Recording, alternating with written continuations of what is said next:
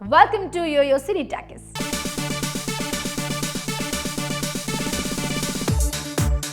Cinema వాళ్ళు ఎదుటి వాళ్ళ భజనలు ఎక్కువగా చేస్తారన్న విమర్శలున్నాయి. అయితే ముక్కుసూటిగా మాట్లాడే వాళ్ళు ఇక్కడే అధికంగా ఉన్నారు. అందులో ఒకరే పోసాని కృష్ణమురళి. రీసెంట్గా ఆయన మెగా బ్రదర్స్ పైన చేసిన కామెంట్స్ ఆసక్తికరంగా మారాయి. ఇందుకీ పోసాని తిట్టాడా పొగిడాడా తెలియాలంటే స్టోరీ చూసి. తన ఎదుట ఎంతటి వాడున్నా భయపడిన వ్యక్తి పోసాని కృష్ణమురళి. ముక్కుసూటిగా మాట్లాడడం మాత్రమే పోసానికి తెలిసిన విద్య.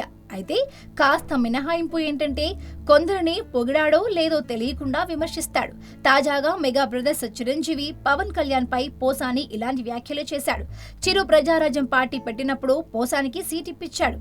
అయితే పోసాని ఆ ఎన్నికల్లో ఓడిపోయాడు. అందుకు కారణం తాను డబ్బులు ఖర్చు పెట్టకపోవడమేనని పోసాని తెలిపాడు. చిరంజీవి చాలా నిజాయితీపరుడు. నా దగ్గర నుంచి సీటు కోసం ఒక్క రూపాయి కూడా తీసుకోలేదు అంటూ చెప్పుకొచ్చాడు. నిజానికి ప్రజారాజ్యం టైంలో చిరు సీట్లు అమ్ముకున్నారంటూ విమర్శలు వచ్చాయి. అదే విషయాన్ని పోసాని ఇలా చెప్పాడు.